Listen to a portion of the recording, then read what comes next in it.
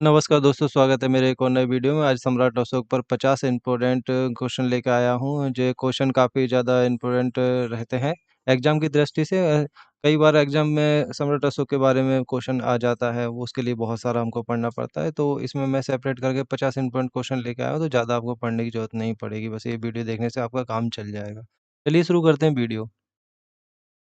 सम्राट अशोक किस वंश के शासक थे? ए मौर्य वंश, बी गुप्त वंश, सी नंद वंश, डी कुषाण वंश। इसका सही उत्तर देख लेते हैं। इसका सही उत्तर है ए मौर्य वंश। अगला प्रश्न है, अशोक का बचपन का नाम क्या था? ए देवानाम प्रिय, बी चंद्रगुप्त, सी अशोकवर्धन, डी धम्यराज। इसका सही उत्तर देख लेते हैं। इसका सही उत्तर है सी अशोकवर्धन। अगला प्रश्न है, अशोक के पिता कौन थे? ए बिंदुसार, बी चंद्रगुप्त मौर्य, सी सुश्रमा, डी मित्र। इसका सही उत्तर देख लेते हैं दोस्तों। इसका सही उत्तर है ए बिंदुसार। अगला प्रश्न देखते हैं, अशोक की माता का नाम क्या था? ए सुभद्रांगी, बी पद्मावती, सी देवसेना, डी कासिनी।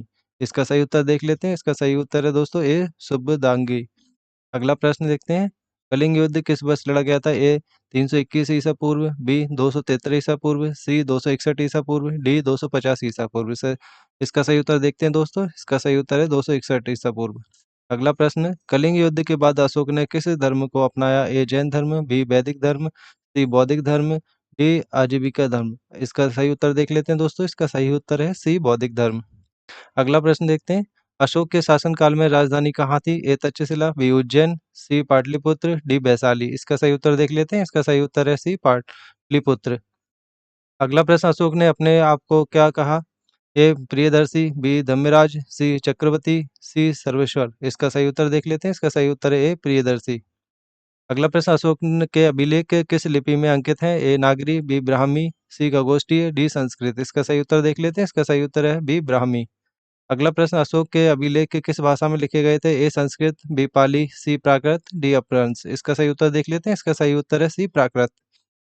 अगला प्रश्न, अशोक के समय बौद्ध धर्म की कौन सी परिषद हुई थी? ए प्रथम, बी द्वितीय, सी तृतीय, डी चतुर्थ। इसका सही उत्तर देख लेते हैं दोस्तों। इसका सही उत्तर है सी तृतीय।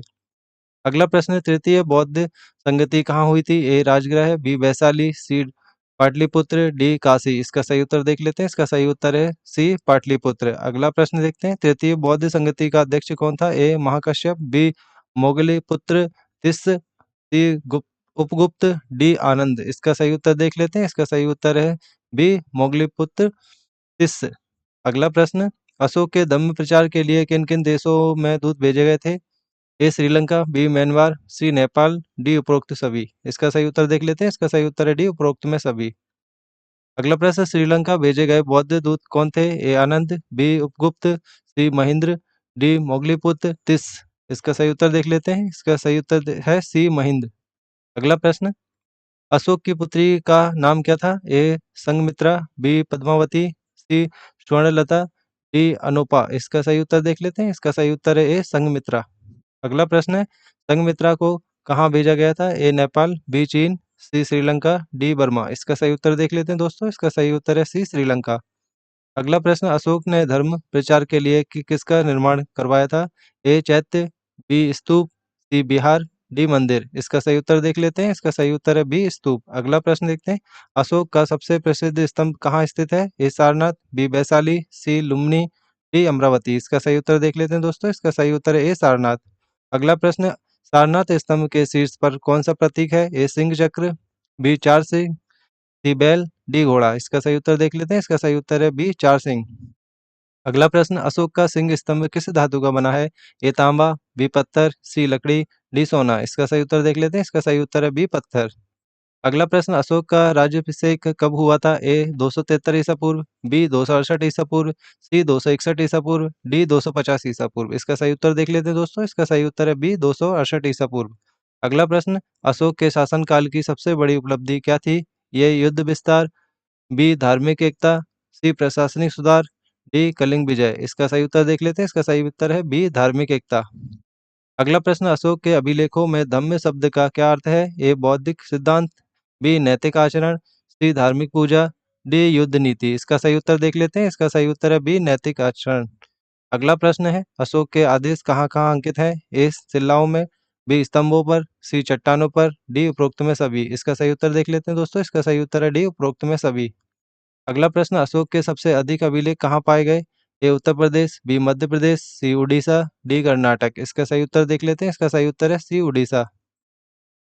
अगला प्रश्न, अशोक के अभिलेख सबसे पहले किसने पढ़े थे? A James Prinsep, B Alexander Cunningham, C John Marshall, D Smith. इसका सही उत्तर देख लेते हैं। इसका सही उत्तर है ए जेम्स प्रिंसेप।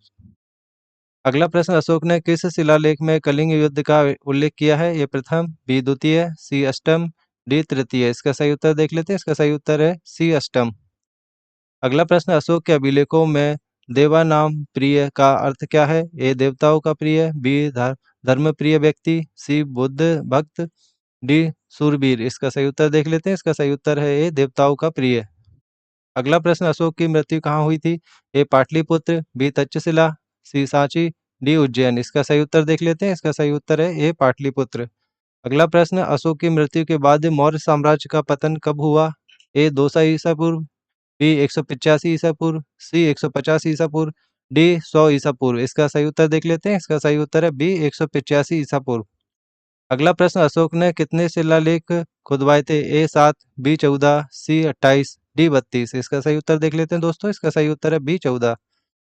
अशोक ने जिन धर्म नीतियों का पालन किया उन्हें क्या कहा गया? ए धम्म नीति, बी बौद्ध नीति, सी राज नीति, डी कलिंग नीति। इसका सही उत्तर देख लेते हैं। इसका सही उत्तर है ए धम्म नीति। अशोक का कौन सा शिलालेख नेपाल में मिला है? ए लुम्बिनी शिलालेख, बी सारनाथ शिलालेख, सी पाटलिपुत्र शिलालेख, डी उज्जैन शिलालेख। इसका सही उत्तर देख लेते हैं। इसका सही उत्तर है ए लुम्बिनी शिलालेख।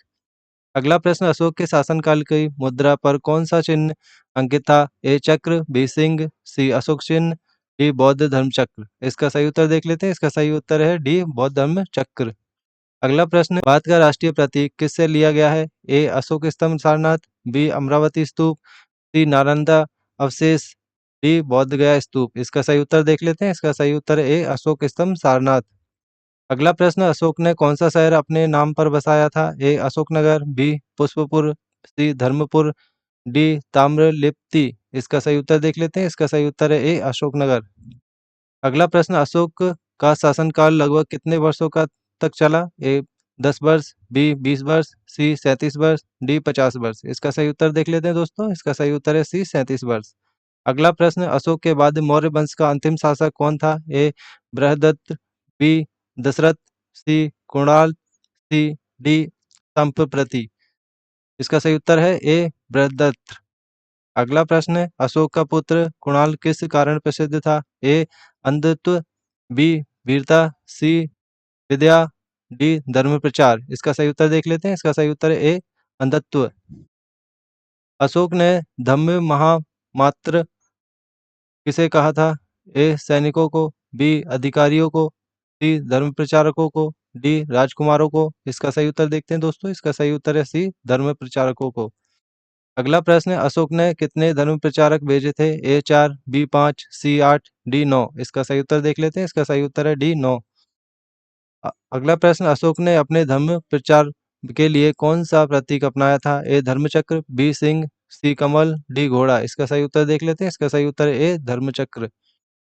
अगला प्रश्न, अशोक का धर्म मुख्यतः किस पर आधारित था? ए अहिंसा और सहिष्णुता, बी युद्ध नीति, सी सामाजिक व्यवस्था, डी कर्म सिद्धांत। इसका सही उत्तर देख लेते हैं। इसका सही उत्तर है ए अहिंसा और सहिष्णुता। अगला प्रश्न, अशोक के काल में कौन सा धर्म सर्वाधिक लोकप्रिय हुआ? ए जैन धर्म, बी बौद्ध धर्म, सी वैदिक धर्म, डी शैव धर्म। इसका सही उत्तर देख लेते हैं। इसका सही उत्तर है बी बौद्ध धर्म।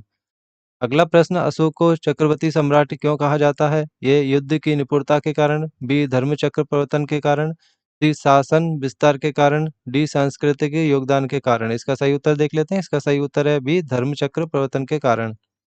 प्रश्न 47, अशोक ने धर्म यात्राएं क्यों की? ये भूमि देखने के लिए, बी धर्म प्रचार के लिए, सी व्यापार हेतु, डी सैनिक प्रशिक्षण हेतु। इसका सही उत्तर देख लेते हैं। इसका सही उत्तर है बी धर्म प्रचार के लिए। अगला प्रश्न, अशोक का राज्य किस दिशा तक फैला था?